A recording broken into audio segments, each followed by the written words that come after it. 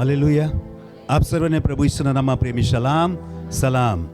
આજે બહુ સુંદર સમયની અંદર આપણે છે પરમેશ્વરનો આભાર માનીએ કે આ ડોલારા ગામની અંદર આપણે આ શૈલેષભાઈના ઘર આંગણે એક આભાર સ્તુતિની મિટિંગની અંદર આપણે સૌ ઉપસ્થિત થયા છે અને એમના બે બાળકો છે, એક છે અંશકુમાર અને બીજો દીકરો છે એવંશકુમાર. બંને બાળકોને માટે પ્રભુનો આભાર માનીએ છીએ અને ખાસ કરીને જે મોટો દીકરો છે અંશકુમાર, એના 7 વર્ષ પૂરા કરીને 8મા વર્ષમાં પ્રવેશ કરે છે. 7મી વર્ષગાંઠ નિમિત્તે આભાર સ્તુતિની સભાની અંદર હું ધર્મસેવક તરીકે આપ સર્વનું સ્વાગત કરું છું. પિતા, પુત્ર, પવિત્ર આત્માના નામમાં જોરદાર તાળી પાડી પરમેશ્વરને આપણે મહિમા આપીએ. આ આભાર સ્તુતિની સભાની અંદર હું તમારી આગળ એક વિષય લઈને આજે વાત કરવા માંગુ છું અને વિષય છે પરમેશ્વરની મહિમા, ધ ગ્લોરી ઓફ ગોડ. પરમેશ્વરની મહિમા. પરમેશ્વરની મહિમાના સંદર્ભમાં હું જો તમને કહેવા જાઉં તો આખી રાત પણ ઓછી પડે, દિવસ પણ ઓછું પડે અને હજારો લાખો એવા કારણો આપણી પાસે હોય કે આપણે ઈશ્વરનો આભાર માની શકીએ. હાલેલુયા. હજારો લાખો કારણો છે કે ઈશ્વરનો જય જયકાર મહિમા કરી શકાય. પરંતુ આજે હું તમારા પાસે આ બર્થડે અને આભાર સ્તુતિના મિટિંગના સંદર્ભમાં માત્ર 4 કારણો બતાવવા માંગુ છું કે કયા એવા 4 કારણો છે કે જે કારણોને લઈને આપણે પરમેશ્વરની મહિમા કરી શકીએ. જે મહિમા શબ્દ આપણે આપણા રોજિંદા જીવનમાં યા આધ્યાત્મિક જીવનમાં આપણે લગાતાર વાંચીએ છીએ, સાંભળીએ છીએ, બોલીએ છીએ, ગીત ગાઈએ છીએ, એની અંદર પણ વારંવાર આપણે મહિમા આ શબ્દનો ઇસ્તેમાલ કરીએ છીએ. મહિમા બહુ જ સાદો સરળ શબ્દ છે. આપણને લાગે છે કે મહિમા એટલે કે શું છે. મહિમા વિશે આપણે આમ બહુ જ સરળ શબ્દોમાં એનો અર્થ જાણીએ છીએ, પરંતુ મહિમાનો અર્થ બહુ અજાયબ થાય છે, બહુ અદ્ભુત થાય છે. મહિમાનો અંગ્રેજીમાં જે શબ્દ થાય છે એનો મતલબ થાય છે ગ્લોરી, અને મહિમાનો જે ગુજરાતીમાં આપણે અર્થ કરીએ, આપણી ભારતીય ભાષાનો અર્થ કરીએ તો મહિમાનો સીધો મતલબ થાય, સરળમાં સરળ અર્થ થાય પ્રશંસા. પ્રશંસા. કોઈકની આપણે બડાઈ કરીએ, કોઈના વિષયમાં સારી વાતો કરીએ, કોઈ વ્યક્તિ આપણા માટે કંઈક મદદ કરી હોય, આપણને એણે આપણા દુઃખની વેળાએ સપોર્ટ કર્યો, આપણા હોસ્પિટલમાં આપણે હોઈએ અને આપણને ત્યાં મળવા આવ્યા હોય, મદદ આપી હોય, અથવા તો કોઈ આપણા કાર્યમાં જે અટકાવ થઈ ગયો હોય, આપણે ન કરી શકતા હોય આપણી તાકાત, આપણા પૈસા, આપણી શક્તિથી, ત્યારે કોઈક વ્યક્તિ આપણને મદદ કરે અને આપણને એ તકલીફમાંથી બહાર કાઢી લાવે, ત્યારે આપણે એને થેન્ક્સ ભાઈ કહીએ, થેન્ક્સ બેન, યા તમારો આભાર ભાઈ, તમારો આભાર બેન. એ રીતે જ્યારે આપણે એની આભાર માનીએ છીએ, આપણે એને થેન્ક્સ કહીએ છીએ, એ એક પ્રકારની મહિમા થાય. પણ હજી મહિમાનો હું ગૂઢ અર્થ કહેવા માંગુ છું કે એટલી જ મહિમા નથી થતી કે કોઈ વ્યક્તિ મને મદદ કરે અને હું કહું કે થેન્ક યુ બ્રધર, તમે મને હેલ્પ કરી, એટલો જ મહિમાનો અર્થ નથી થતો. મહિમાનો સૌથી સારો અર્થ આ થાય છે કે જે વ્યક્તિ તમને ને મને મદદ કરી છે ને, એના વિશે હું હજારો લાખો યા અગણિત લોકોને કહું કે આ ભલો માણસ છે કે જેને મને મદદ કરી, આ ભલો માણસ છે કે જેને મને દવાખાનામાં મદદ કરી, આ ભલો માણસ છે કે જે મારા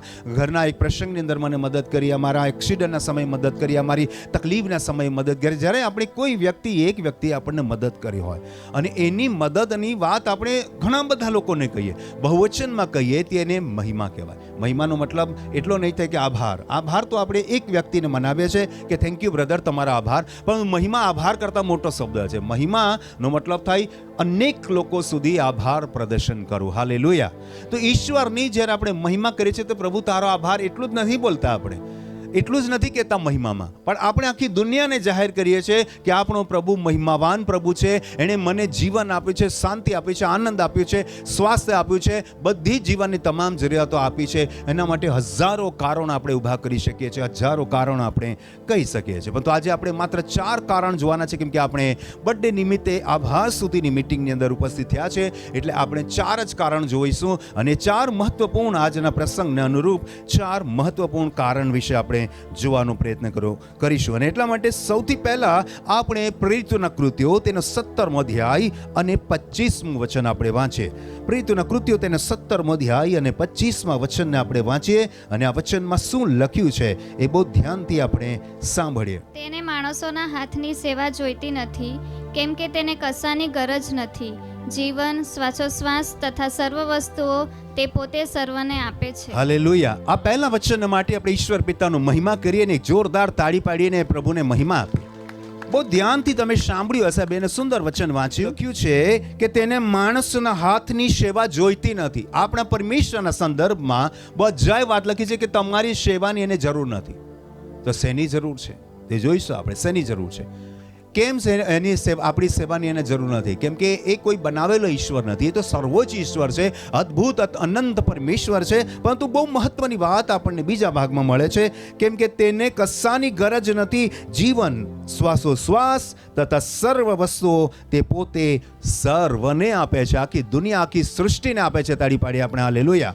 જો આખી સૃષ્ટિને એ જીવન આપે છે, આખી સૃષ્ટિને ધરી રાખે છે, આખી સૃષ્ટિને શ્વાસોશ્વાસ આપે છે, આખી સૃષ્ટિને નિભાવી રાખે છે ને, તેની મહિમા કેટલી અપરંપાર છે. એની મહિમા કરતા કરતા માણસ થાકી જાય, જીવન સમાપ્ત થઈ જાય, પણ એની મહિમા સમાપ્ત નહીં થાય. કેમ કે કોઈ એક વ્યક્તિને જીવન નથી આપી રહ્યો, માનવ જાતિને જીવન આપી રહ્યો એટલું જ નથી, તમામ જીવ સૃષ્ટિને, તમામ જે કંઈ દેખાય છે તમને નથી દેખાતું, સૂક્ષ્મમાં સૂક્ષ્મ જંતુ, એ સૂક્ષ્મમાં સૂક્ષ્મ બેક્ટેરિયાને પણ એ જીવન આપે છે. તાળી પાડી આપણે હાલેલુયા. અને એટલા માટે એની મહિમા કરવા માટે વાલા ભાઈ બહેનો, મારી પાસે શબ્દ બહુ ઓછા છે અને તમારી પાસે પણ શબ્દ બહુ ઓછા છે. આપણા શબ્દોથી ઈશ્વરની મહિમા આપણે પરિપૂર્ણ રીતે નથી કરી શકતા. એટલે એને કાંઈ જ ગરજ નથી કે તમે એની મહિમા કરો કે નહીં કરો, પણ એ મહિમાને યોગ્ય પરમેશ્વર છે. કેમ કે એમણે મને જીવન, શ્વાસોશ્વાસ અને મારા જીવનની બધી જરૂરિયાત આપી છે. તાળી પાડી આપણે હાલેલુયા.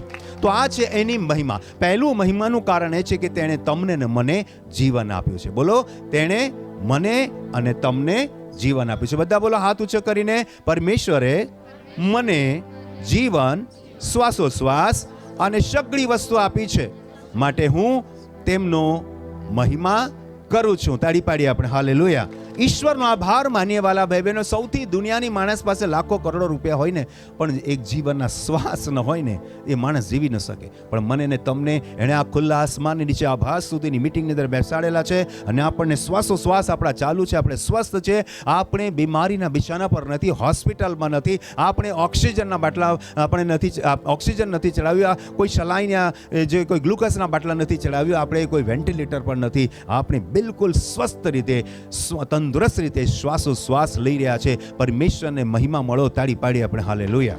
સૌથી પહેલું કારણ એ છે વાલા ભાઈ બહેનો કે એણે મને ને તમને જીવન આપ્યું છે, શ્વાસોશ્વાસ આપ્યા છે, સગળી વસ્તુ જે કાંઈ મને જરૂર છે એ બધું જ મને આપે છે. અને એટલા માટે મારે ને તમારે ઈશ્વરનો મહિમા કરવો જોઈએ. અને ઈશ્વરનો મહિમા હું ને તમે એક વ્યક્તિ તરીકે, એક માણસ તરીકે, સમજદાર લોકો તરીકે, વિશ્વાસુ લોકો તરીકે આપણે અવશ્ય એનો મહિમા કરવો જોઈએ. કેમ મહિમા કરવો જોઈએ એનું બાઇબલમાં હજી તમને એક વચન વંચાવું છું. પહેલો મુદ્દો છે, પરમેશ્વર આપણને જીવન આપે છે, આપણે એને માટે એનો મહિમા કરવો જોઈએ. શા માટે મારે પરમેશ્વરનો મહિમા કરવો જોઈએ? એનો જવાબ છે કેમ કે મને જીવન, શ્વાસોશ્વાસ અને સગળી વસ્તુ આપે છે. એ પહેલો મુદ્દો છે. અને બીજું વચન આપણે વાંચીએ, પહેલા મુદ્દાને માટે બીજું વચન વાંચીએ.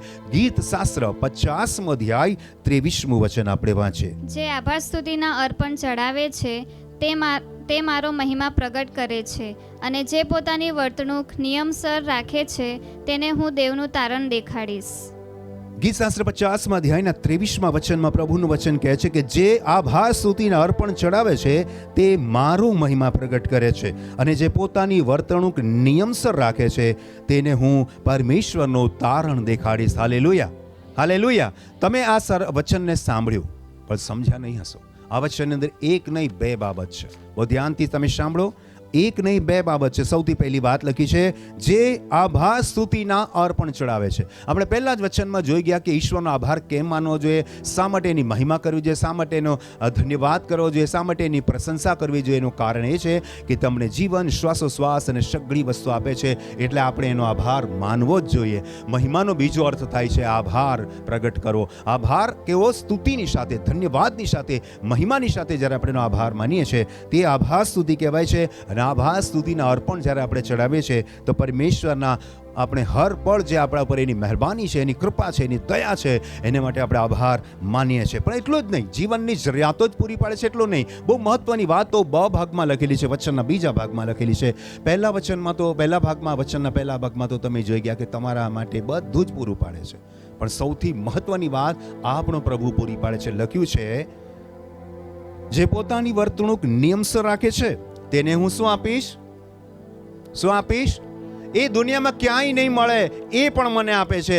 મારો પ્રભુ મને તારણ આપે છે. તાળી પાડીએ આપણે હાલેલુયા. મારો પ્રભુ મને શું આપે છે? તારણ. મને કોઈ પહાડ તારણ નથી આપી શકતું, મને કોઈ ચાંદ તારા તારણ નથી આપી શકતું, મને કોઈ નદી નાળા તારણ નથી આપી શકતું, મને કોઈ વ્યક્તિ તારણ નથી આપી શકતું. જે દુનિયાનું કોઈ નથી આપતું ને, એ મને પ્રભુ આપે છે. હાલેલુયા. તારણ, મારો પ્રભુ મને તારણ આપે છે. તાળી પાડીએ આપણે. હાલેલુયા.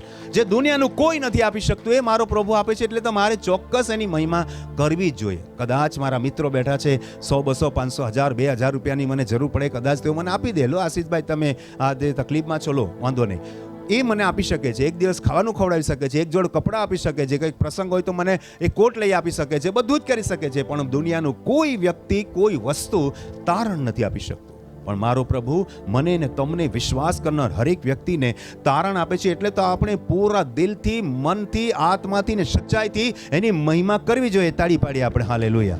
અને એટલા માટે આજે હું આ સંદેશમાં વારંવાર એક શબ્દનો ઉપયોગ કરીશ, પૂરા મનથી અને પૂરા માનથી આપણે મહિમા કરીશું. કેવા શબ્દો છે? પૂરા મનથી અને પૂરા માનથી. મન એટલે દિલ, મન, આત્મા, વિચાર, અને માન એટલે સન્માનની સાથે. પૂરા મનથી, બધા બોલો, પૂરા મનથી, પૂરા માનથી હું મારા પ્રભુ ઈસુની મહિમા કરું છું. તાળી પાડીએ પ્રભુ ઈશ્વરને માટે. પૂરા મનથી, પૂરા માનથી. કેમ કે એણે મને જે આપ્યું છે દુનિયાનું કાંઈ વસ્તુ આપી શકતો નથી. પૈસા થી હું ખરીદી નથી શકતો. પૈસાથી યા મહેનતથી યા આમ તેમ કરવાથી મને તારણ કોઈ આપી નથી શકતું. એ મારો પ્રભુ આપે છે. દુનિયામાં કદાચ ડૉક્ટર ચાહે ને તો કદાચ મને થોડો સમય સાજો રાખી શકે છે. ડૉક્ટર ચાહે તો મને વેન્ટિલેટર પર રાખીને થોડા દિવસ આમ પ્રયત્ન કરી શકે છે. પણ પરમેશ્વર તો મને એના કરતાં સૌથી મહત્વની વાત તારણ આપે છે. અને જ્યારે તારણ આપે છે ને, એ દુનિયાની સૌથી મોટી ભેટ છે, સૌથી મોટી ઉપલબ્ધિ છે. અને એ તમારી પાસે છે. એટલે તમે આ ખુલ્લા આસમાનની નીચે આભાર સ્તુતિની આ સભામાં એનો ધન્યવાદ કરી રહ્યા છો. અને એટલે જ તમે પ્રભુ ઈશ્વરના નામે તાળી પાડી રહ્યા છો. તાળી પાડી આપણે. હાલેલુયા. હાલેલુયા. પહેલો મુદ્દો આપણા માટે કેટલો રોમાંચક છે, કેટલો અદ્ભુત છે કે આપણે પરમેશ્વરની મહિમા કેમ કરીએ છીએ? કેમ કે આપણને જીવન, શ્વાસોશ્વાસ, સગળી વસ્તુ અને સાથે સાથે તારણ પણ આપે છે. હાલેલુયા. અને એટલા માટે આપણે વચન વાંચી ગીત શાસ્ત્ર તેનો 86મો અધ્યાય અને 9મા વચનને વાંચી. ગીત શાસ્ત્ર તેનો 86મો અધ્યાય અને 9મું વચન આપણે વાંચીએ. શું કહે છે પ્રભુનું વચન આપણને? હે પ્રભુ, જે સર્વ પ્રજાઓને તે ઉત્પન્ન કરી છે, તેઓ આવીને તારી આગળ પ્રણામ કરશે અને તેઓ તારા નામનો મહિમા ગાશે. હે પ્રભુ, જે સર્વ પ્રજાઓને તે ઉત્પન્ન કરી છે, તેઓ આવીને તારી આગળ પ્રણામ કરશે અને તેઓ તારા નામનો મહિમા ગાશે. તાળી પાડી આપણે. હાલેલુયા.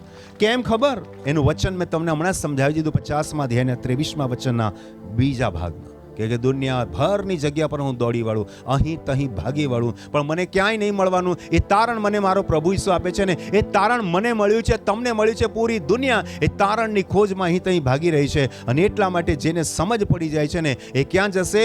દુનિયાની કોઈ જગ્યાએ નહીં જશે. એ લખ્યું છે, વચન કહે છે કે હે પ્રભુ, જે સર્વ પ્રજાઓને તે ઉત્પન્ન કરી છે, તેઓ આવીને તારી આગળ પ્રણામ કરશે. કેમ કે મારો પ્રભુ શું આપે છે? તારણ આપે છે. મારો પ્રભુ શું આપે છે? બધા બોલો, તારણ આપે છે. તાળી પાડીએ આપણે. હાલેલુયા. એટલે સર્વ પ્રજા પ્રણામ કરશે. બાઇબલ કહે છે કે હરેક જીભ કબૂલ કરશે, હરેક ઘૂંટણ નમશે અને કહેશે કે ઈસુ ખ્રિસ્ત પ્રભુ છે. હાલેલુયા. એ મહિમા છે, એ પરમેશ્વરની મહિમા છે. કેટલી અદ્ભુત બાબત. અને એટલું જ નહીં, લખ્યું છે તેઓ તારા નામનો મહિમા ગાશે. આપણે બધા જ બહુવચનમાં, એકતામાં, ભાઈચારામાં પરમેશ્વરની આપણે મહિમા કરીએ છીએ. આગળ 12મું અને 13મું વચન પણ વાંચીએ. આ જ અધ્યાય 86મો અધ્યાય ગીત શાસ્ત્ર 12 અને 13 વચન વાંચીએ. હે પ્રભુ મારા દેવ, હું મારા ખરા હૃદયથી તારી આભાર સ્તુતિ કરીશ. હું સદાકાળ તારા નામનો મહિમા ગાઈશ. કેમ કે મારા પર તારી કૃપા પુષ્કળ છે. નીચલા સેઓલથી તે મારો આત્માને છોડાવ્યો છે. હે પ્રભુ મારા પરમેશ્વર. હું દેવ શબ્દ વાપરતો નથી, હંમેશા નથી વાપરતો. હે પ્રભુ મારા પરમેશ્વર, હું મારા ખરા હૃદયથી તારી આભાર સ્તુતિ કરીશ. તાળી પાડીએ આપણે. હાલેલુયા. કેમ ખરા હૃદયથી? કેમ કે ભાઈ મને ક્યાંય તારણ નથી મળતું. દુનિયાની કોઈ જગ્યા, કોઈ વસ્તુ, કોઈ પદાર્થ તારણ મને નથી આપતું. અને હું સમજી ગયો છું, હું સમજી ગઈ છું કે મારો પ્રભુ ઈસુ મને તારણ આપે છે. અને એટલે હું પૂરા ખરા હૃદયથી શું કરું છું? પૂરા ખરા હૃદયથી શું કરું છું? બોલો, આભાર સ્તુતિ કરીશ. અને હું સદાકાળ તારા નામનો મહિમા ગાઈશ. ગાવાનો મતલબ શું ખબર? કે જે તમારા મનની અંદર ગુનગુનાતું હોય ને તે તમે ગાઓ છો. એટલે તારણ જેવી સૌથી અમૂલ્ય ભેટ ઈશ્વર પરમેશ્વર પ્રભુ ઈસુ પવિત્ર આત્મા સિવાય કોઈ નહીં આપી શકે. અને એટલા માટે હું એનો મહિમા ગાઉં છું. અને આગળનું વચન કહે છે, કેમ કે મારા પર તારી કૃપા બહુ ઓછી છે. હા, ઓછી છે. શું લખ્યું છે બાઇબલમાં? પુષ્કળ છે, અનંત છે, અજાયબ છે. કેટલું મહિમા ગાઉં પ્રભુ, તારી તો દયા મારા પર બહુ પુષ્કળ છે. અને એટલે તો આપણે ઈશ્વરનો મહિમા કરવો જ પડે. તાળી પાડીએ આપણે. હાલેલુયા. હા, એટલી પુષ્કળ છે. કોઈ મને 2000 આપે, 5000 આપે, 100 રૂપિયા આપે, 50 રૂપિયા આપે, હલો હાવાર્યું કહી દે, એટલી જ મારા પર લોકો કૃપા કરશે. પણ મારો ઈશ્વર તો છે ને, લખ્યું છે હમણાં જ નહીં, સદાકાળ આ જીવનમાં પણ એની કૃપા છે અને પછીના જીવનમાં પણ છે. તાળી પાડીએ આપણે. હાલેલુયા. અને એટલા માટે પ્રભુનું વચન કહે છે, કેમ કે મારા પર તારી કૃપા પુષ્કળ છે. અને હવે એનો નીચેનો ભાગ તમે જુઓ, નીચલા સેઓલથી તે મારા આત્માને છોડાવ્યો છે. ક્યાંથી તમને છોડાવી લીધો? અધોલોકના બંધનમાંથી. તમને વાલા ભાઈ બહેનો, બાઇબલની સચ્ચાઈ ખબર છે કે લ્યુસિફરે પાપ કર્યું ને એની સાથે ત્રીજા ભાગના દૂતોએ પાપ કર્યું. તો તમને બાઇબલ બરાબર ખબર છે, યોદાના પત્રમાં લખેલું છે કે અનંત કાળને માટે તેમને બાંધી દેવામાં આવે છે, બંધનમાં નાખે. ક્યારેય જીવનમાં એ છૂટી શકવા નથી. પણ એના કરતાં એ દૂતો કરતાં તમારી કેટેગરી મહાન છે કે કેમ કે તમે પાપથી બચી ગયા છો, ઉદ્ધાર પામેલા લોકો છો. તાળી પાડીએ આપણે. હાલેલુયા. ત્રીજા ભાગના દૂતો નહીં બચી શક્યા. એ સર્વશ્રેષ્ઠ પરમેશ્વરના સર્વશ્રેષ્ઠ દૂતો હતા, એ દૂતો નહીં બચી શક્યા. પણ તમે ને હું બચી ગયા. કેટલી અનહદ કૃપા છે પરમેશ્વરની, કેટલી અજાયબ દયા છે. એની કૃપા કેવી છે? પુષ્કળ છે. તાળી પાડીએ આપણે. હાલેલુયા. અને એટલે આપણે એનો મહિમા ગાઈએ છીએ. એ આપણે હજુ તો પહેલો જ મુદ્દો છે, 4 મુદ્દા શીખવાના છે. તો આપણે અહીંયા જોઈ ગયા કે નીચલા સેઓલથી તે મારા આત્માને, મારા શરીરની તો શ્વાસ પણ આપતો હતું, જીવન પણ આપે છે, રોટલી પણ આપે છે, સ્વાસ્થ્ય પણ આપે છે, બધું જ આપે છે. પણ મારા આત્માની કોઈ સંભાળ નથી લેતું ને, એ પણ તો તું જ લે છે. એ પણ તે મને સેઓલના બંધનમાંથી, નરકની અગ્નિમાંથી તે મને બહાર કાઢી રાખ્યો છે, બચાવી રાખ્યો છે, તારણ આપ્યું છે. કેટલી અદ્ભુત વાત છે. તાળી પાડીએ આપણે. હાલેલુયા. તો આપણે આ રીતે આપણે સમજી રહ્યા છે. આગળ આપણે જોઈશું વચન. આગળ આપણે બીજા મુદ્દાને જોઈશું. બીજો મુદ્દો આપણને શું કહે છે કે પહેલા મુદ્દામાં આપણે જોયું કે પરમેશ્વર ની મહિમા શા માટે હું કરું છું? કેમ કે એણે મને જીવન, શ્વાસોશ્વાસ, સગળી વસ્તુ અને તારણ આપ્યું છે. એ મારા માટે સૌથી ઉત્તમ એણે વરદાન આપ્યું છે, દાન આપ્યું છે. એટલા માટે હું પરમેશ્વરની મહિમા કરું છું. હવે આપણે વિચાર કરીએ આજે, કેમ કે આજે જે આભાર સ્તુતિના વિષયને કારણે આપણે ભેગા મળ્યા છે, એનો પણ આભાર તો આ કુટુંબ માની રહ્યો છે. અને એ કુટુંબ આભાર માને છે એટલા માટે સુંદર મજાનું એક મિટિંગનું આયોજન કર્યું છે. બહુ ધ્યાનથી તમે સાંભળો. બીજો મુદ્દો ન માત્ર આ પરિવારને લાગે છે, પરંતુ તમને ને મને પણ લાગુ પડે છે. એના માટે આપણે ગીત શાસ્ત્ર તેનું 127મો અધ્યાય અને 3જો વચન વાંચીએ. છોકરા તો યહોવાનું આપેલું ધન છે, પેટના ફરજંદ તેના તરફનું પ્રતિદાન છે. તાળી પાડી આપણે. હાલેલુયા. પરમેશ્વર આ કુટુંબને એક નહીં 2 દીકરા આપ્યા છે. હાલેલુયા. એક દીકરાનું નામ જેનો જન્મ દિવસ છે, અંશના 7 વર્ષ પૂરા કરીને 8મા વર્ષમાં પ્રવેશે છે. એની આભાર સ્તુતિની સભા છે. અને સાથે સાથે એમને બીજો પણ દીકરો આપ્યો છે, વંશ દીકરો આપ્યો છે. 2 દીકરાઓનું દાન આપ્યું છે. કેટલી અદ્ભુત કૃપા છે શૈલેષભાઈ અને અનિતાબેનના આ દાંપત્ય જીવન પર કે ઈશ્વરે એમને માતા પિતા બનવાનું સૌભાગ્ય આપ્યું. તાળી પાડી આપણે. હાલેલુયા. અને આ ઈશ્વરને માટે તેઓ ધન્યવાદ કરે છે, એની મહિમા કરે છે. ભલે ગરીબ પરિવાર છે, જેમ તેમ કરીને મહેનત કરીને પસીનો પાડીને જીવન જીવે છે, છતાં આજે તમારા બધા લોકો માટે સુંદર આભાર સુધીની મીટિંગનું આયોજન કર્યું. એ વાસ્તવમાં તમને એમ નથી બોલાવી રહ્યા, એ બોલાવી રહ્યા છે પરમેશ્વરની મહિમાને. તાળી પાડી આપણે. હાલેલુયા. હું ને તમે તેમના સગા સંબંધી, મિત્ર મંડળ, ગામના લોકો છે, મંડળીના સમાજના લોકો છે. પણ એના માટે પરમેશ્વર, આ કુટુંબને માટે પરમેશ્વરે જે કાર્ય કર્યું છે ને, એ કાર્યનો આભાર માનવાને માટે, મહિમા કરવાને માટે આજની આભાર સ્તુતિની મીટિંગનો એમણે આયોજન કર્યું છે. પ્રભુનો ધન્યવાદ કરીએ આપણે. હાલેલુયા. એટલે છોકરા કોને આપેલા છે? પરમેશ્વરે આપેલા છે. ને આ બાબતને માટે આ કુટુંબ ધન્યવાદી કુટુંબ છે, આભારી કુટુંબ છે, પરમેશ્વરની મહિમા કરે છે. અને એટલા માટે પરમેશ્વરની મહિમા કરતા તેમણે આજની આ સભાનું આયોજન કર્યું છે. આપણે ગીત શાસ્ત્ર 68માં અધ્યાયના 6 વચનમાં પણ જાણીએ છીએ કે પરમેશ્વર એકાકી માણસને કુટુંબવાળા બનાવે છે. શૈલેષભાઈ એક જમાનામાં એકલા જ ફરતા હતા અને મને મળ્યા. અને તે સમયે એમની સ્થિતિ સારી નહોતી અને મને મળ્યા. સારી નહીં હતી એટલે કંઈ તમે સમજી શકો છો કયા પ્રકારની સારી નહીં. અને મને અમારી મુલાકાત થઈ, વાત થઈ, સમજાવ્યું એમને, ઘણી બધી વાતો કરી. પછી એમના સાથે પરિચય થયો. પછી વાતો થતાં થતાં સમય ગયો. પછી અમને ખબર પડી કે ભાઈ કુંવારા છે, હજી લગ્ન નથી થયા. પછી બેટા છે પછી છોકરી બી મેચ શોધી આપી, લગ્ન બી મેચ કરી આપ્યા. તો પ્રભુની કૃપાને માટે પ્રભુના આભાર માનીએ, તાળી પાડીએ આપણે. હાલેલુયા. બહુ સારું કુટુંબ, પ્રભુનું કુટુંબ છે, મહેનતું કુટુંબ છે. ઈશ્વર એમને સુંદર બાળકો આપ્યા છે. પરમેશ્વરનો ધન્યવાદ હો. યશાયા તેનો 8મો અધ્યાય અને 18મું વચન. સૌથી મહત્વનું કારણ એ છે, બીજું કારણ શૈલેષભાઈના માટે જ નહીં, પણ જેટલા પણ અહીંયા પરિવાર બેઠા છે બધા જ હૃદયમાં પૂરા મનથી અને પૂરા માનથી પરમેશ્વરનો મહિમા કરીએ છીએ. કેમ કે આ વચન એમને ને મને અને તમને બધાને, જેટલા લોકોની પાસે કુટુંબ છે પોતાનું, એ બધાને લાગુ પડે છે.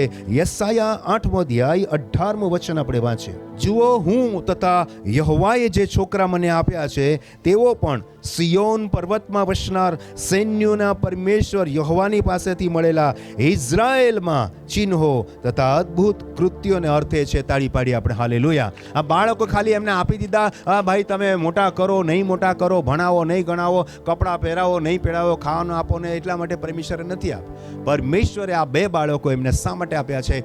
2 શબ્દોમાં વર્ણન લખેલું છે. પહેલું છે ચિહ્નો અને બીજું લખ્યું છે અદ્ભુત કૃત્ય. તાળી પાડી આપણે. હાલેલુયા. પરમેશ્વરે બહુ આયોજનની સાથે, બહુ ઈરાદાની સાથે, બહુ ખુશીની સાથે પરમેશ્વરે એમને 2 દીકરાઓનું દાન આપ્યું છે. ઘણા બધા કુટુંબ રડતા હોય છે. ઘણા બધા વિડીયોઝ તમે રોજિંદા ન્યૂઝમાં, એટલે કે ટીવી ન્યૂઝમાં જોતા હો કે ભાઈ અમુક સ્ત્રી રસ્તામાં રઝળતી હોય અને એમના દીકરાઓ હોય, નોકરી કરતા હોય, એમની વહુઓ સાથે ઝઘડો થઈ જાય, માને એટલે કે સાસુને કાઢી મૂકે, અને કોઈ જે વૃદ્ધાશ્રમવાળા આમ ફરતા આવે અને પેલી માજીને જુએ ને પછી કે શું થયું? કે ભાઈ મારા દીકરાઓ મને કાઢી મૂકી છે, તો મારે તો કોઈ આશરો ઓવારો નથી. પછી તેઓ વૃદ્ધાશ્રમમાં લઈ જાય છે, તેમની સેવા કરે છે. અને આજે તમે આ સંસારની સ્થિતિ તમે જુઓ છો, કેટલી ખતરનાક સ્થિતિ છે. પરમેશ્વરનો ધન્યવાદ હો કે જે બાળકો તમને પરમેશ્વર આપે છે, દીકરો હોય યા દીકરી, એ બંને જ જે કંઈ બાળકો હોય, દીકરા હોય દીકરી, પરમેશ્વર તમને શેને માટે બાળક આપે છે? ખાલી વંશ વેલો વધારવા માટે નહીં, તમારા નામનું, ખાનદાનનું નામ વધારવા માટે નહીં, પરમેશ્વરની મહિમાને માટે આપે છે. લખ્યું છે ચિહ્નો અને અદ્ભુત કૃત્યને માટે બાળકો આપે છે. તાળી પાડી આપણે. હાલેલુયા. ઈશ્વરનો ધન્યવાદ હો કે શૈલેષભાઈ અને અનિતાબેનને સુંદર પ્યારા 2 બાળકો ઈશ્વરે આ ખાસ હેતુ માટે આપેલા છે. તો કહેવાનો મતલબ, ઈશ્વર પણ તમને બાળકો શા માટે આપે છે? ફક્ત મોટા કરવા માટે જ નહીં, ખાલી આપણે મારા બાળકો છે એમ કહેવા માટે જ નહીં, પણ ઈશ્વરે તમને ને મને બાળક આપ્યા છે ને એની મહિમાને માટે આપેલા છે. એની મહિમાનું કારણ નથી બનતા તો તમારા બાળકો માટે ને તમારા પરિવાર માટે અફસોસ થઈ જશે કે જો તમારા બાળકો વંટી ગયા હોય, જો તમારા બાળકો વ્યસનમાં હોય, જો તમારા બાળકો રખડતા હોય, જો તમારા બાળકો ભક્તિ સભામાં ના આવતા હોય, જો તમારા બાળકો ગીતો ના ગાતા હોય, જો તમારા બાળકોને બિલકુલ આત્મિક જીવનમાં જરાય રસ નથી, તો તમને બહુ અફસોસ છે. કેમ કે ઈશ્વરે તમને એટલા માટે બાળકો નથી આપ્યા કે તમારા બાળકોનું જીવન બરબાદ કરી દે શેતાન, પણ પરમેશ્વરે તમને અને મને બાળકો એટલા માટે આપ્યા છે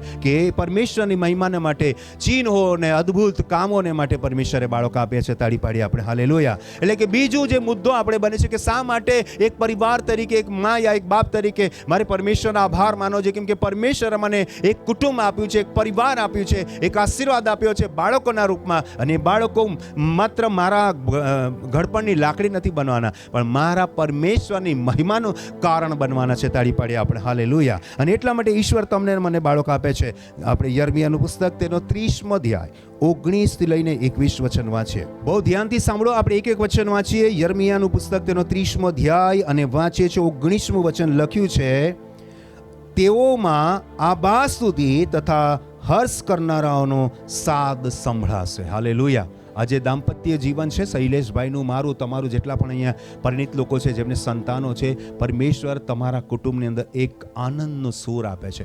તમારા બાળકો નાના હોય, બાળકો કાલી મીઠી ભાષામાં બોલતા હોય, ધીરે ધીરે મોટા થતા હોય, ધીરે ધીરે તમને કામ કરવામાં મદદ કરતા હોય, એમ કરતાં જુવાન થાય ને એમ કરતાં લગ્ન કરે, નોકરી કરે, એમ કરીને તમારા જીવનમાં એ સફળતાનું કારણ બને, યશનું કારણ બને, કીર્તિનું કારણ બને. અને એનાથી બધી જ બાબતોને આધારે પરમેશ્વરની મહિમાનું કારણ બને. એટલા માટે પ્રભુનું વચન કહે છે, શું કહે છે? કે તેઓમાં આભાસ સ્તુતિ તથા હર્ષ કરનારોનો સાદ સંભળાય. તેઓમાં એટલે તમારા અને મારા કુટુંબમાં બાળકોને કારણે તમે આભાર માનો છો પરમેશ્વરનો, નિત્ય તમે ધન્યવાદ કરો છો, અને એ સ્તુતિનો આભારનો એ સાદ તમારા કુટુંબમાં સંભળાય છે. ઝઘડા નથી થતા, લડતા નથી, મા બાપ અને બાળકો વચ્ચેનું ઘર્ષણ નથી થતું, પણ પરમેશ્વરની મહિમા થાય છે, પ્રાર્થના થાય છે, બાઇબલ વાંચે થાય છે, સંગતિ થાય છે, અને ઈશ્વરની મહિમા થાય છે. તાળી પાડી આપણે આપણા કુટુંબને માટે પ્રભુનો ધન્યવાદ કરીએ. હાલેલુયા. આગળ લખ્યું છે, તેઓને હું વધારીશ. પરમેશ્વર તમારા જીવનની હરેક પ્રકારની વૃદ્ધિ કરવા માંગે છે. તમારા બાળકો ભણે, સારી કારકિર્દી બનાવે, તમારા બાળકો કોઈ ડૉક્ટર બને, કોઈ એન્જિનિયર બને, કોઈ આ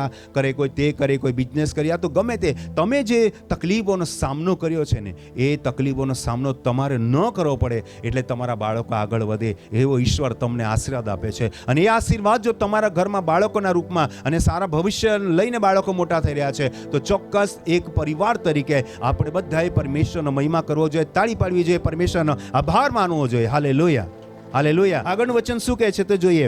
અને તેઓને હું વધારીશ ને તેઓ ઓછા થશે નહીં, અને હું તેઓને મહિમાવાન કરીશ ને તેઓ નમાલા થશે નહીં. ગુજરાતી શબ્દ છે નમાલા, મતલબ જ્યાં ત્યાં શર્મિંદા નહીં થશે. યાર અમારો છોકરો તો ભણતો જ નથી, યાર અમારો છોકરો તો માનતો જ નથી, અમારા છોકરી તો ક્યાં ભણી નહીં, હવે તો જો આ કપડાં ધોએ છે, વાસણમાં જે છે, યાર અમારો છોકરાનું તો કંઈ ઠેકાણ. એવા તમે નમાલા નહીં થશો, તમે શર્મિંદા બિલકુલ નહીં થશો. તમે શાંતિ કહેશો કે મારો દીકરો આ છે, તમે શાંતિ કહેશો મારી દીકરી આ છે, તમે શાંતિ કહેશો મારા બાળકોને પ્રભુએ મોટા કર્યા છે. તમે શાંતિ ઊંચા અવાજમાં પરમેશ્વરનો ધન્યવાદ કરશો ને કહેશો કે મારા બાળકોને પ્રભુએ મોટા કર્યા છે, પ્રભુએ આશીર્વાદિત કર્યા છે, મારું કુટુંબ ધન્ય છે. તો આની પાડીએ પ્રભુને મહિમા આપી. હાલેલુયા.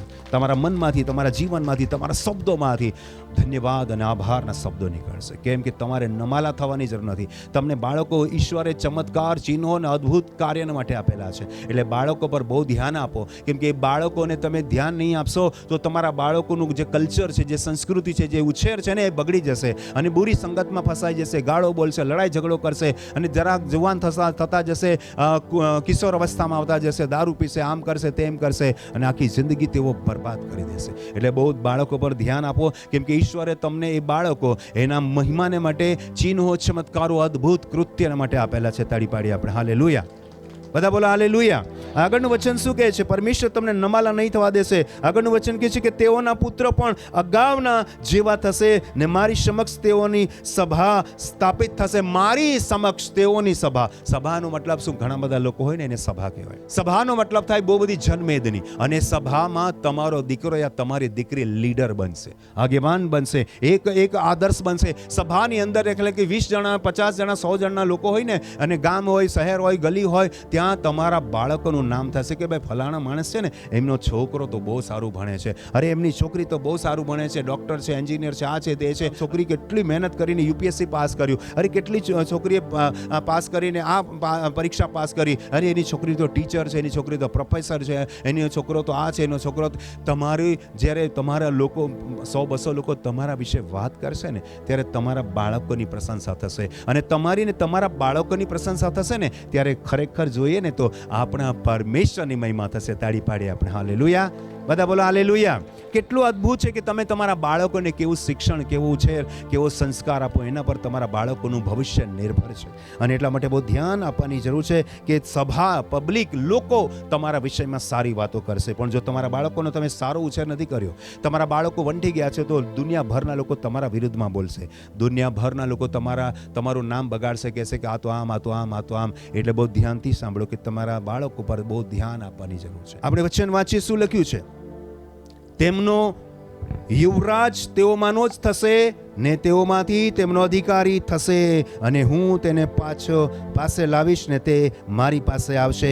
કેમ કે મારી પાસે આવવા જેણે હિંમત કરી તે કોણ? એમની સામે ઊભા રહેવાનો કોઈ તૈયાર નથી, કોઈની તાકાત નથી પરમેશ્વરની સામે. પણ તમારા બાળકો કેવા છે ખબર? જો લખ્યું છે, તમારા બાળકોના સંદર્ભમાં 2 મહત્વના શબ્દો લખેલા છે. બહુ ધ્યાનથી સાંભળજો. શૈલેષભાઈ, તમે આભાર સુધીની મિટિંગનું આયોજન કર્યું છે. તમારા 2 સુંદર બાળકો છે, મારે પણ બાળકો છે, તમારા મોટા ભાગના બધા જ આપણે પરિવાર સાથે બેઠા છે. બહુ ધ્યાનથી સાંભળો. 2 મહત્વના 2 શબ્દો તમારા અને મારા બાળકો માટે લખ્યું છે. યુવરાજ લખ્યું છે. હાલેલુયા. યુવરાજ લખ્યું છે. તાળી પાડીએ આપણે. હાલેલુયા. આપણા બાળકો એલફેલ નથી કે શેતાનના હાથમાં સપડાઈ જાય. આપણા બાળકો આમ બુરી સંગતવાળા નથી. આપણા બાળકો આવા તેવા નથી, ખરાબ જીવન નથી જીવતા. આપણા બાળકો ઈશ્વરની નજરમાં યુવરાજ છે. તાળી પાડીએ આપણે. હાલેલુયા. યુવરાજનો મતલબ થાય પ્રિન્સ. યુવરાજ છે. બાઇબલમાં પ્રભુ ઈસુ માટે કીધું કે શાંતિનો રાજકુમાર છે. રાજકુમાર જ આગળ જઈને રાજા બને. તમારો દીકરો યા તમારી દીકરી આગળ ગૌરવ પ્રાપ્ત કરશે. અને એટલું જ નથી લખ્યું, યુવરાજની સાથે સાથે લખ્યું છે, શું લખ્યું છે? અધિકારી. તાળી પાડી આપણે હાલેલુયા. લોકોમાં એમનો પ્રભાવ પડશે, લોકોમાં એમનો પ્રભાવ પડશે કે ભાઈ અમને માતા પિતાએ કેટલા હેતથી ભણાવ્યા, કેટલા ગણાવ્યા, આગળ વધાર્યા, અને સમાજમાં, મંડળીમાં તમારા બાળકોનું નામ થશે. તમારા બાળકોને તેઓ ક્વાયર ટીમમાં આગળ બોલાવશે, તમારા બાળકોને આગળ સેવામાં આગળ બોલાવશે, તમારા બાળકોને કંઈ પણ મંડળીનું કામ હશે, સમાજનું કામ હશે, ભાઈ પેલા ફલાણાનો દીકરો બહુ હોશિયાર છે, તમે એને દવાખાને લઈ જાઓ, અરે તે સુરત જવાનું હોય, આ હોસ્પિટલ, અરે એને લઈ જાઓ, તરત દોડશે. તો કહેવાનો ભાવાર્થ છે કે તમારા બાળકોની દુનિયાભરના લોકો પ્રશંસા કરશે. તાળી પાડી હાલેલુયા. લોકોના દિલો દિમાગમાં યુવરાજ બની જશે, લોકોના દિલો દિમાગમાં અધિકારી બની જશે. એટલો રૂઆબ, એટલી જોરદાર તમારા બાળકોનું ભવિષ્ય છે. જો તમે પરમેશ્વર પર ભરોસો કરો છો, જો તમે પરમેશ્વરના વચન અનુસાર તમારા બાળકોનો ઉછેર કરો છો ને, તો તમારા બાળકો કોણ બનશે? યુવરાજ અને અધિકારી બનશે. તાળી પાડી આપણે હાલેલુયા. તો બીજો ધન્યવાદ પ્રભુને આપણે કરી રહ્યા છીએ, કેમ કે પરમેશ્વર આપણા બાળકોને બહુ જ સારી રીતે મોટા કર્યા છે, અને આ જિમ્મેદારી તમારી છે ને તમારા પરિવારની છે. એટલા માટે નીતિ વચન 20મો અધ્યાય 7મું વચન આપણે વાંચીએ. ન્યાયી માણસ પોતાના પ્રામાણિકપણામાં ચાલે છે, તેને અનુસરનાર તેના પરિવારને ધન્ય છે. ન્યાયી માણસ પોતાના પ્રમાણિકપણામાં ચાલે છે. તમે જો તમારી પ્રમાણિકતામાં ને ઈમાનદારીમાં ને પવિત્રતામાં ને પ્રાર્થનામાં ને વચનમાં જો જીવન જીવો છો, તો એ જો છાંયડો છે ને, એ જે પડછાયો છે ને, એ જે પ્રભાવ છે ને, તમારા બાળકો પર પડશે. તમારા બાળકો પર ન્યાય ને નીતિના ધોરણે ચાલશે, અને ત્યારે એક કુટુંબ બનશે, એક પરિવાર બનશે. અને પરિવારના સંદર્ભમાં બાઇબલનું વચન કહે છે, ન્યાયી માણસ પોતાના વ્યક્તિગત પ્રમાણિકપણામાં ચાલશે, પણ એનો ફાયદો ક્યાં થશે? જુઓ, તેને અનુસરનાર તેના પરિવારને ધન્ય છે. તાળી પાડી આપણે હાલેલુયા. તમારા એક વ્યક્તિના વિશ્વાસુ જીવનને કારણે, તમારા એક વ્યક્તિના ભલાઈના જીવનને કારણે, તમારા એક વ્યક્તિના પ્રમાણિકતાના જીવન દ્વારા પ્રભુ તમારા પરિવારને આશીર્વાદિત કરે છે. ધન્યવાદ કરીએ, પ્રભુને મહિમા આપીએ. હાલેલુયા. એટલે કે તમે એકલા જ આશીર્વાદિત નથી થતા, ખાલી તમે જ મહિમાવાન નથી થતા, પણ સાથે સાથે તમારું આખું કુટુંબ પ્રભુમાં મહિમા પામે છે, પ્રભુમાં પ્રસિદ્ધિ પામે છે. પ્રભુ તમારા એ બધા જ પરિવારને ધન્ય કહે છે. તાળી પાડી આપણે હાલેલુયા. આગળ આપણે એક વચન વાંચીએ, ગીત શાસ્ત્ર 128મો અધ્યાય અને 3જું વચન પહેલા વાંચીએ. તારી સ્ત્રી તારા ઘરના અંતઃપુરમાં ફળવંત દ્રાક્ષાવેલાના જેવી થશે, તારા છોકરા તારી મેજની આસપાસ જૈતૂન વૃક્ષના રોપા જેવા થશે. તારી સ્ત્રી તારા ઘરના અંતઃપુરમાં. બહુ ધ્યાનથી ગુજરાતી વ્યાકરણ પ્રમાણે તમે વાંચો, તમને સમજાવવા માંગુ છું. 2 વખત લખ્યું છે, તારી સ્ત્રી તારું ઘર. બહુ ધ્યાનથી સાંભળજો વિશ્વાસુ લોકો તરીકે. તમારી સ્ત્રીને તમારું ઘર, બીજા તરફ નજર કરવાની જરૂર, તમે જ બોલ્યા છો. બીજી બાજુ નજર કરવાની જરૂર નથી કે આનું શું ને તેનું શું. આપણે કોઈ પંચાયતમાં પડવું નથી. બાઇબલ આપણને કહે છે તારી સ્ત્રી તારું ઘર. એટલે આપણે બસ આપણું પરિવાર સંભાળીને ચાલવાની જરૂર છે. બીજાના છોકરા શું કરે છે આપણે જોવાની જરૂર નથી, બીજાની પત્ની શું કરે છે આપણે જોવા નથી. પણ જો લખ્યું છે તારી સ્ત્રી અને તારું ઘરમાં શું થશે? કે તારી સ્ત્રી તારા ઘરના અંતઃપુરમાં ફળવંત દ્રાક્ષા વેલાને જેવી થશે. હંમેશા દ્રાક્ષા વેલો બહાર હોય, પણ એક એવો દ્રાક્ષા વેલો છે જે તમારા ઘરમાં છે. દ્રાક્ષા વેલોનો મતલબ કે તમારે જેટલી એને માવજત કરશો ને એટલું એ ફળવંત થશે. તમારી પત્નીને તમારે બહુ પ્રેમ કરવો પડશે. કુટુંબને માટે સૌથી આધાર જે છે ને એ પત્ની છે. પતિ તો મહેનત કરીને પશુઓને પાડીને રોટલી કમાવે છે, પણ માં બાળકોને સંસ્કાર આપે છે. કયા પ્રકારના ફળ લાગે ને એ વેલા પર આધાર રાખે છે, જમીન પર આધાર નથી રાખતું. કાળી જમીન હોય, ગોરાળું જમીન હોય, પીળી જમીન હોય, પણ જો તમે કડવી કાકડી રોપી, ચાહે ગમે તેટલી કાળી જમીનમાં તમે એને રોપી હોય, કાકડી મીઠી લાગવાની નથી. એટલે જમીન પર બહુ મહત્વ નથી, તમે ફળ અને બીજ પર મહત્વ ધરાવો. એટલે માં સંસ્કાર આપે છે, બાપ છે ને શિક્ષણ આપે છે, અને માં સંસ્કાર આપે છે. શિક્ષણની જરૂરિયાતો એ જીવનની જરૂરિયાતો પૂરી પાડે છે. ફળવંત દ્રાક્ષાવેલાના જેવી થશે. અને લખ્યું છે તારા છોકરા તારી મેજની આસપાસ જૈતૂન વૃક્ષના રોપા. બહુ ધ્યાનથી સાંભળજો, કયો શબ્દ લખ્યો છે? રોપા. રોપા કોને કહેવાય? જ્યારે છોડને નર્સરીની અંદર ઉગાડવામાં આવે, એક નાનકડી કોથળીમાં બીજ નાખવામાં આવે ને તેમાં ઉગાડવામાં આવે, પછી કોઈ વ્યક્તિ પસંદ કરે કે આટલી બધી રોપા મૂકેલા હોય નર્સરીમાં, તમે જોશો ને સેંકડો કોથળીઓમાં ભરેલા હશે નાના નાના છોડવા, અને પછી તમને એ થશે કે મારે આ ફલાણાનો છોડ લેવું છે તો તમે લઈ જશો, પછી લેવું છે આ લેવું છે એમ કરતો તમે ઘણા બધા છોડવા લઈ જશો. તમારા ખેતર યા વાડામાં યા તમારા ત્યાં જ્યાં પણ જમીન હશે ત્યાં તમે રોપશો. અને શું એ આશાથી તમે રોપશો કે આ રોપો છે હંમેશા રોપો જ રહી જાય? શું શેની અપેક્ષા રાખો છો તમે? ફળવંત વૃક્ષની અપેક્ષા રાખો છો. તમારા બાળકો બસ પહેલું ધોરણમાં જ નાપાસ થઈ જાય એવી અપેક્ષા રાખો છો તમે? પણ આપણે બહુ જોઈએ, ધ્યાનથી સાંભળીએ કે રોપા પરથી આપણે વૃક્ષ તરફ જઈએ. અને એ માટે યશાયા 61મો અધ્યાય અને 3જું વચન વાંચીએ કે કેવી રીતે રોપા વૃક્ષમાં પરિણમે છે તે આપણે જોઈએ. કેવી રીતે એનું રૂપાંતર થાય છે, કેવી રીતે એની વૃદ્ધિ થાય છે. 61મો અધ્યાય યશાયા અને તેનું 3જું વચન વાંચીએ. સિયોનમાંના શોક કરનારાઓને રાખને બદલે મુગટ, શોકને બદલે હર્ષનું તેલ, ખીન આત્માને બદલે સ્તુતિરૂપ વસ્ત્ર આપવા સારું તેણે મને મોકલ્યો છે, જેથી તેઓ તેના મહિમાને અર્થે ધાર્મિકતાના વૃક્ષ યહોવાની રોપણી કહેવાય. ઓ પ્રભુ ઈસુને આ દુનિયામાં શા માટે મોકલ્યો છે?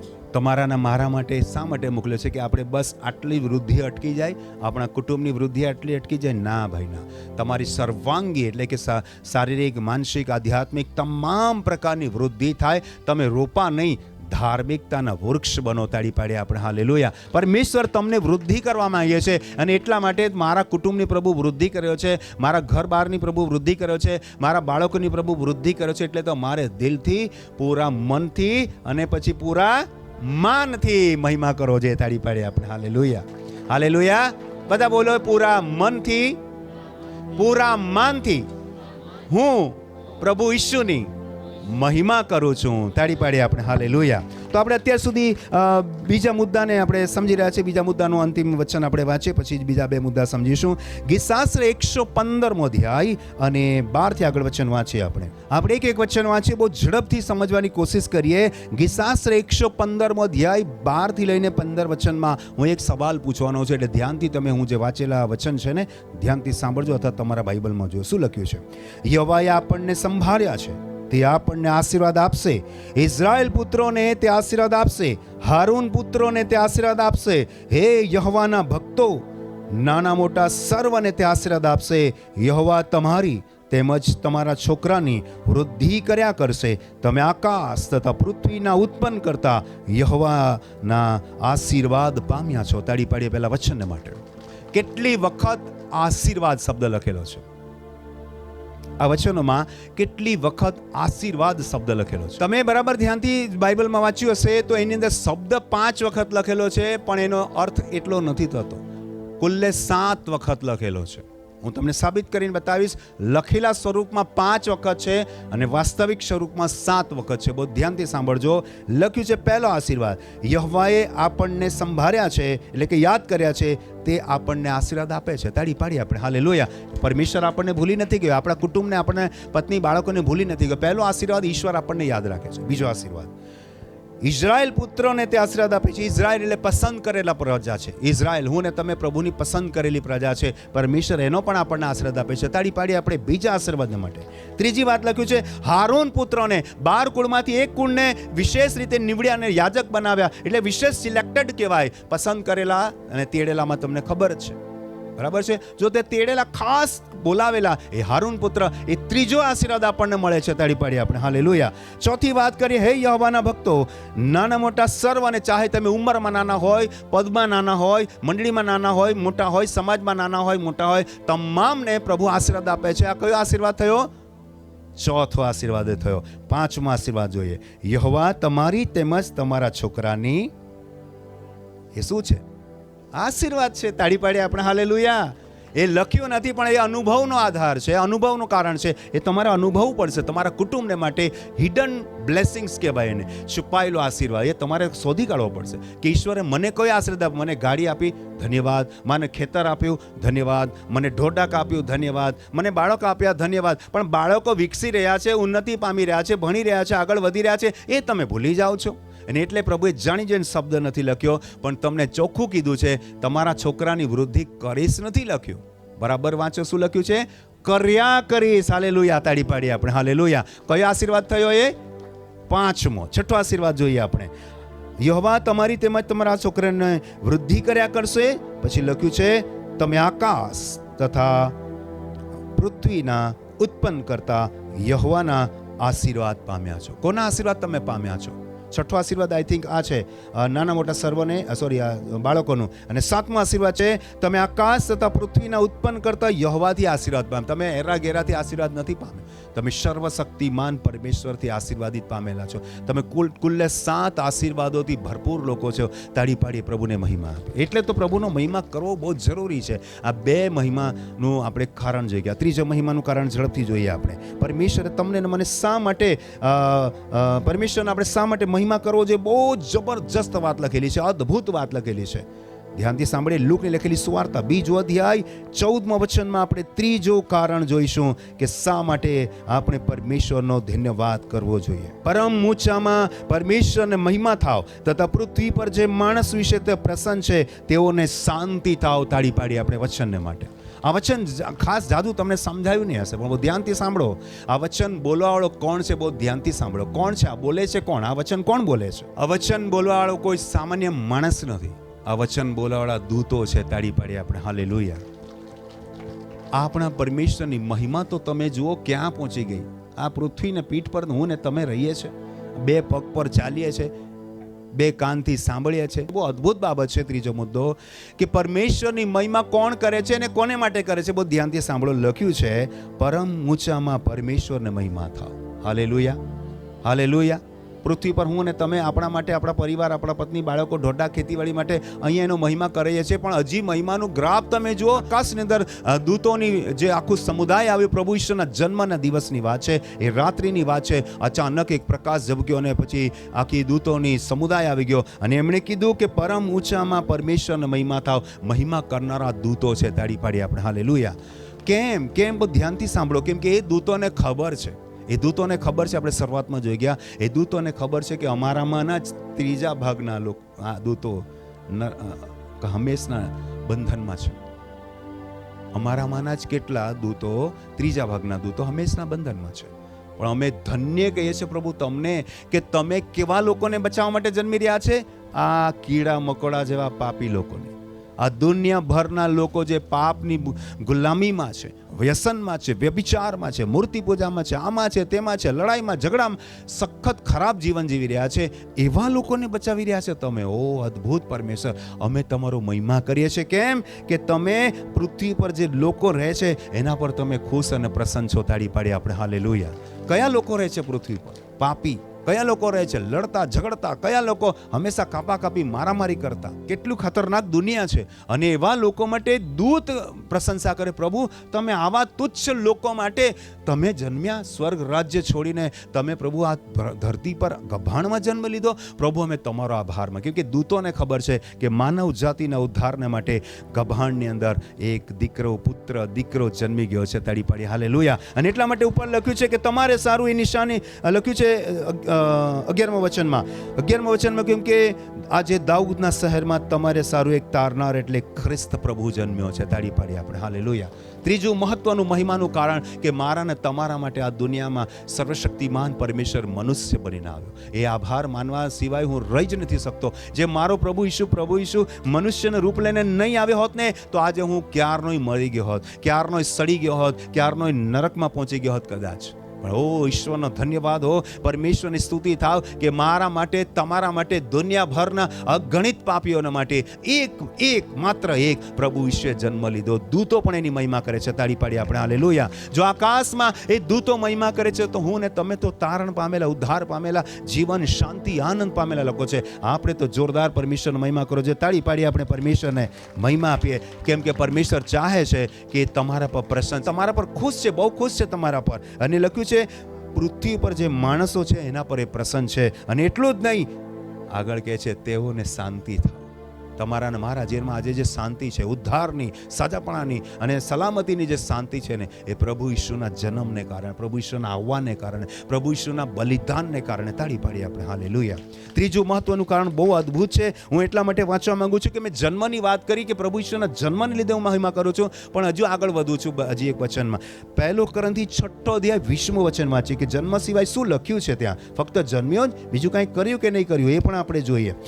કેમ કે મૂલ્ય આપીને તમને ખરીદવામાં આવ્યા હતા, તો તમારા શરીર વડે દેવને મહિમા આપો. ઓ યસ યસ યસ, મારો પ્રભુ જ તમારા અને મારા માટે કાલ્વરીના ક્રૂસ પર મૂલ્ય આપીને મૂલ્ય ચૂકવવાના માટે એ મૃત્યુ પામ્યો, બલિદાન થયો. ફક્ત જન્મ્યો જ નહીં, ખુશીથી બલિદાન પણ થઈ ગયો. તાળી પાડી આપણે હાલેલુયા. એટલે હું મહિમા કરું છું કે ખાલી જન્મ્યો હોત ને જતો રહ્યો હોત તો મારે કંઈ મતલબ નહીં. એવા તો દુનિયામાં બહુ જન્મે ને બહુ આવે ને બહુ જાય, પણ મારો પ્રભુ જન્મ્યો જ નહીં. મારા માટે, મારી તમામ માનવ જાતિ માટે, ભાઈ બંધુ માટે, દુનિયાભરના લોકો માટે, તમામ માનવ જાતિ માટે કાલ્વરીના ક્રૂસ પર બલિદાન થઈ ગયો. તાળી પાડી આપણે હાલેલુયા.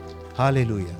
મહિમાનું કારણ છે કે કોઈ છાતી નહીં ચલાવે મરવા માટે, પણ એ મારા અને તમારા જેવા પાપી લોકો માટે સ્વેચ્છાથી મરવાનું પસંદ કર્યું. એટલે હું એનો મહિમા કરું છું. આજે રાત્રે ખુલ્લા આસમાનની નીચે ધર્મ સેવક તરીકે શા માટે હું એનો મહિમા કરું છું? કે મારો જાન અને મારો આત્મા બચાવવા માટે એણે પોતાની જાન અને પોતાનો આત્મા પરમેશ્વરના હાથમાં સોંપી દીધો. તાળી પાડી આપણે હાલેલુયા.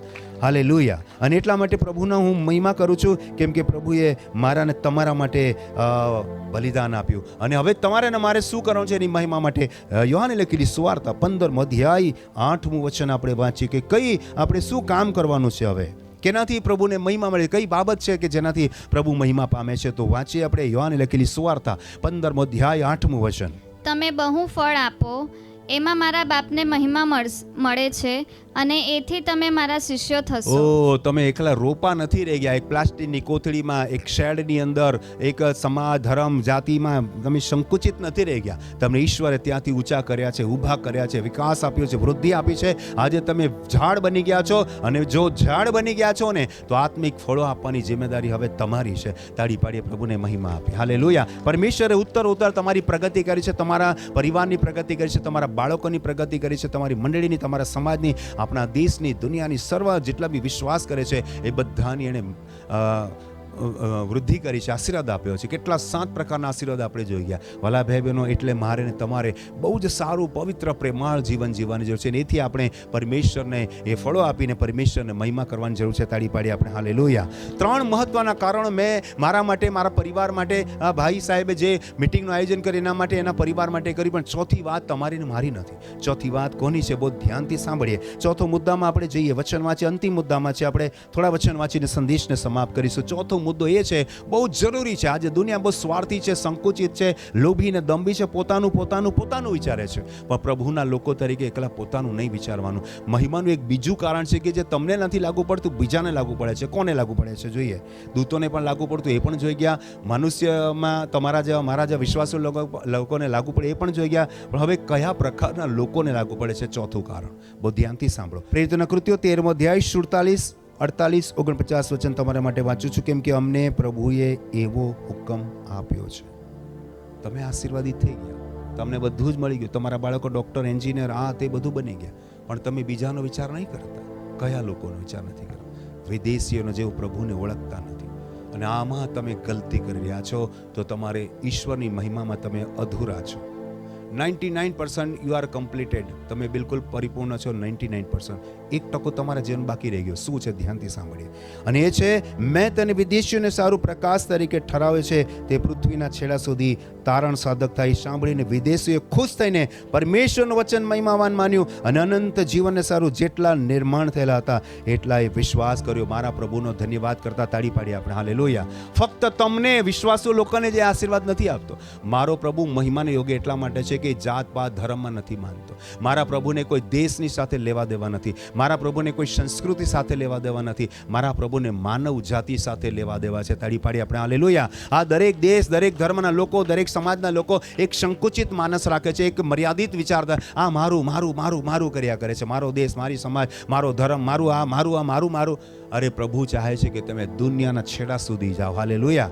દુનિયાના છેડા સુધી એની મહિમા પહોંચાડો. તાળી પાડી આપણે હાલેલુયા. તમે ને હું નિમિત્ત છે, તમે ને હું આધાર છે પ્રભુને મહિમાને માટે. વિદેશીઓ સુધી જેઓ પ્રભુને નથી ઓળખતા એવા લોકો સુધી તમારું જીવન ચરિત્ર પ્રગટ કરો. તમારી જીવન શૈલી, તમારી વાત કરવાની છટા, તમારી બોલવાની છટા, તમારા વાણી વ્યવહારની છટા, તમે એકબીજાને હેલ્પ કરો, મદદ કરો, પ્રાર્થના કરો, અને એમના જીવન બચી જાય. અને એટલા માટે લખ્યું છે કે તેઓએ વિશ્વાસ કર્યો અને તેઓ શું પામ્યું? અનંત જીવન પામ્યું. મને બહુ ખુશી થાય છે કે મારા એક સંદેશના એક શબ્દથી લોકો આશીર્વાદિત થવા જોઈએ, લોકોના જીવનના ઉદ્ધારની અભિલાષા જાગવી જોઈએ, લોકોને પશ્ચાતાપ થવો જોઈએ, લોકોને થવું જોઈએ ના હું સત્ય પરમેશ્વરને ઓળખવા માંગુ છું. એ તમારા પ્રયત્ન દ્વારા થવું જોઈએ. અને ચોથું કારણ છે, જો તમે પરમેશ્વરની મહિમા કરવા ચાહો છો તો તમે બીજાઓને પણ અનંત જીવનમાં લાવવાનું કારણ બનો. તાળી પાડીએ આપણે હાલેલુયા. તો હું ઉન્નતિ પામું છું, મારા બાળકો ઉન્નતિ પામે છે, હું તારણ પામું છું, મારા બાળકો તારણ પામે છે, તો બીજા રહેવા નહીં જોઈએ. બીજાને પણ તારણ મળવું જોઈએ. એના માટે તમે નિમિત્ત છો, તમે આધાર છો. તમારું ફરજ બને છે કે તમે લોકો સુધી તમારા પ્રભુની સાક્ષીને એની મહિમાને પહોંચાડો. તાળી પાડીએ આપણે હાલેલુયા. ચોથું કારણ છે કે વિદેશીમાં પણ પ્રભુનું નામ મહિમાવાન થવું જોઈએ. અને એટલા માટે લખ્યું છે કે તે આખા પ્રાંતમાં પ્રભુની વાત ફેલાઈ ગઈ. ફેલાવી કોણે? તમે ને મેં. હાલેલુયા. કોને એની મહિમા ફેલાવી? હું અને તમે. તો આપણે પ્રભુની મહિમા કરનાર લોકો છે. તાળી પાડીએ આપણે એકબીજાને માટે hallelujah. We are so precious people. આપણે કેટલા મૂલ્યવાન લોકો છે કે આપણે પરમેશ્વરની મહિમા ફેલાવનારા લોકો છે. આપણે બાઇબલમાં વચનમાં લખ્યું છે કે તમે પરમેશ્વરનો પત્ર છો. બાઇબલમાં પાઉલ પ્રેરિત કહે છે કે તમે તો સુગંધ છો. તાળી પાડીએ આપણે હાલેલુયા. આપણા જીવનમાં પરમેશ્વરની મહિમા નહીં થશે ને તો તમે બીજાને બચાવી નહીં શકશો.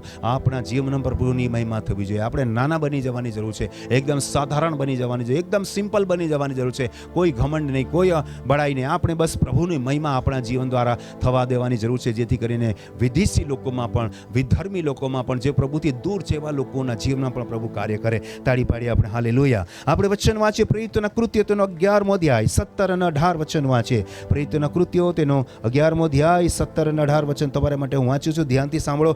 માટે જ્યારે આપણે પ્રભુ ઈસુ ખ્રિસ્ત પર વિશ્વાસ કર્યો ત્યારે આપણને જેવું દાન મળ્યું છે તેવું જ દાન પરમેશ્વરે તેઓને પણ આપ્યું. તો હું કોણ કે પરમેશ્વરના એ કાર્યને અટકાવું? આ વાતો સાંભળીને તેઓ છાના રહ્યા અને બીજી બાબતો બધી છાની રાખી. અને બધી બાબતો છાની રાખીને કઈ બાબત થઈ?